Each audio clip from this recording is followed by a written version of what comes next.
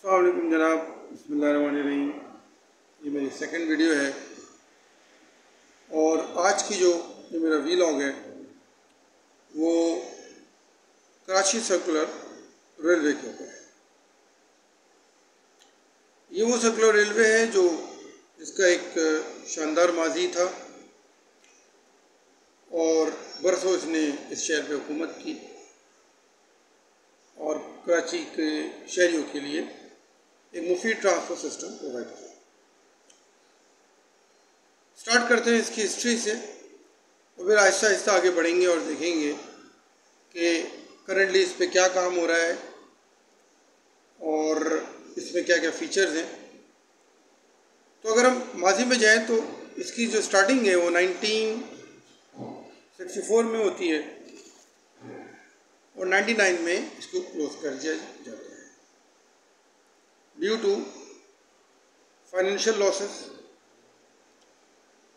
या lack of funds कह सकते हैं आप, फंड्स की अदम दस्तयाबी या मिसमैनेजमेंट या आप कह लें करप्शन। तो 99 में बंद होने के बाद 20 साल तक हम ये देखते हैं कि इसके ट्रैक के दोनों तरफ इंक्रोचमेंट होती है बड़े पैमाने पर। मुख्तलिफ़ किस्म की माफियाज और ग्रोह और अफराद इसके ट्रैक के ऊपर कब्जा कर लेते हैं। शॉप्स, बिल्डिंग्स, हाउसेस और दीगर स्ट्रक्चर्स बनाए जाते हैं और इनको रोकने वाली कोई अथॉरिटी बज़ाहिर मौजूद तो है लेकिन वो उनको नहीं रोकती और इंक्रोचमेंट बढ़ते बढ़ते बिलाखिर पटरियाँ गायब हो जाती हैं।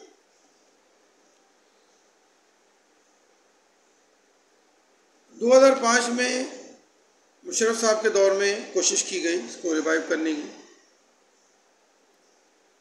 और जापान की एक कंपनी जायका जिसने स्टडी किया पूरे ट्रैक को,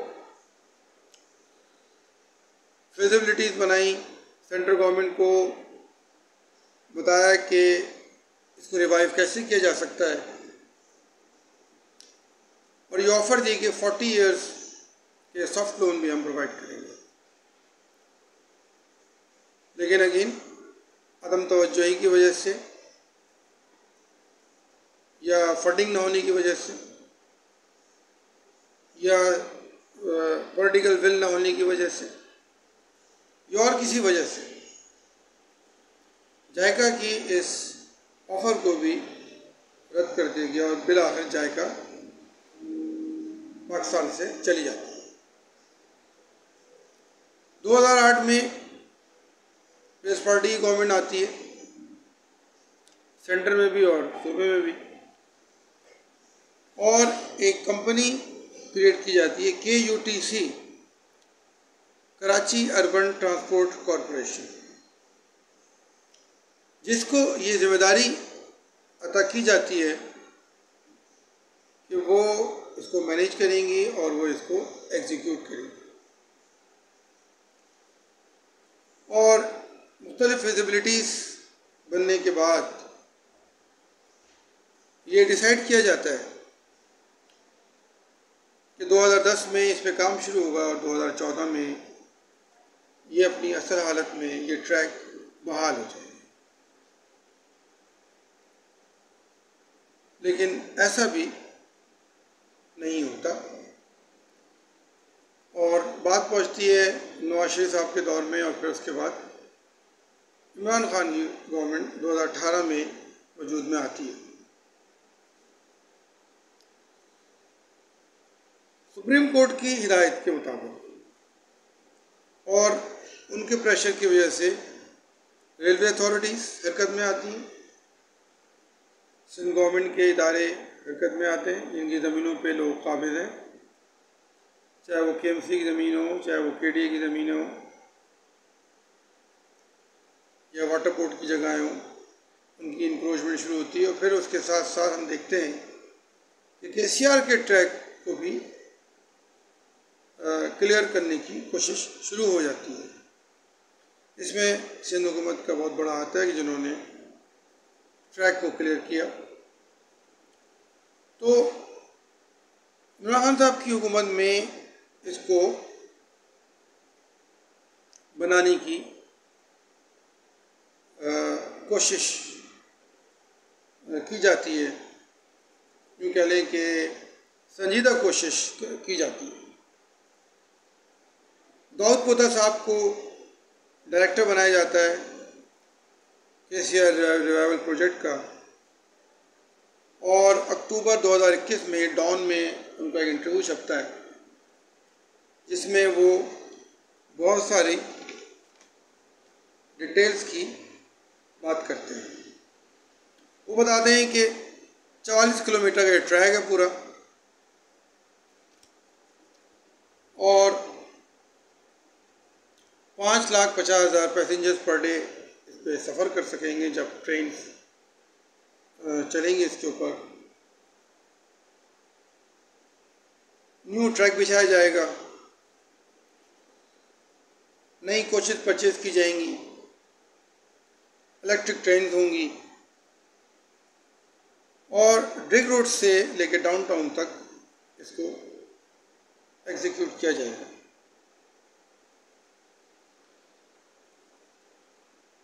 वो ये भी बताते हैं कि 30 किलोमीटर का जो लूप ट्रैक है वो तो एज़ यूजुअल जैसा कि मौजूद है मिल लाइन के साथ वो उस पर काम करेगा, लेकिन 6.4 किलोमीटर जो है वो एलिवेटेड ट्रैक होगा, और 14 किलोमीटर का जो ट्रैक है क्योंकि सिटी स्टेशन से औरंगी टाउन स्टेशन तक है उसको हमने एग्जीक्यूट किया है सितंबर-नवंबर के अंदर, और उस पर इस वक्त 2 ट्रेन चल रही है और उस पर लोग सफ़र कर रहे हैं। दिन में 2 ट्रेन चल रही हैं। मज़ीद ये बताते हैं कि FWO को इसका जो इंफ्रास्ट्रक्चर डेवलपमेंट है उसका कॉन्ट्रैक्ट दे दिया गया।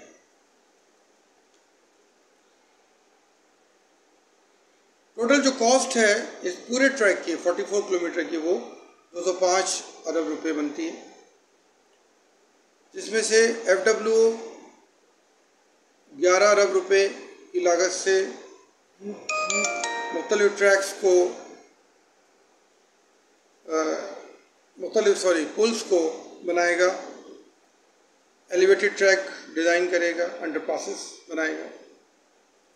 इसकी टोटल लागत 11 अरब रुपये बनती है, और जिसमें से 6 अरब जो है वो सिंध गवर्नमेंट प्रोवाइड करेगी। इस जदीद सिस्टम में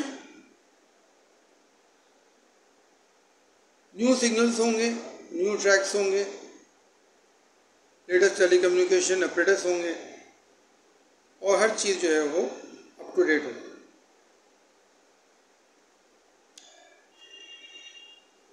आजकल इसके ऊपर टेरेडी के ऊपर अंडरपास FWO तामीर कर रहा है, आप बहुत से वीडियोस में देख सकते हैं, अखबारात में पढ़ सकते हैं, और बज़ाहिर नज़र ये आ रहा है कि 3 साल के अंदर, जगह कॉन्ट्रैक्ट में है कि 3 इयर्स के अंदर ये कंप्लीट रिवाइवल ऑफ KCR जो है वो हो जाना चाहिए।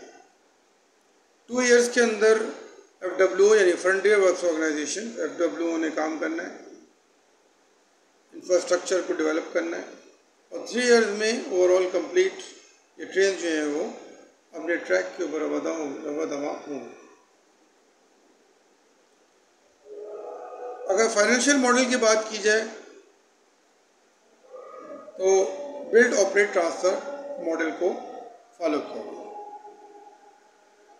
सेंट्रल गवर्नमेंट ने तो एक इदारा है PPPA public private partnership authority, जिसने ये सजेस्ट किया कि BOT मॉडल जो है वो इसका फाइनेंशियली मॉडल होगा, यानी बिल्ड ऑपरेट ट्रांसफ़र, यानी जो कंपनी इसको हायर करेगी वो बिल्ड भी करेगी ऑपरेट भी करेगी और ट्रांसफ़र भी करेगी।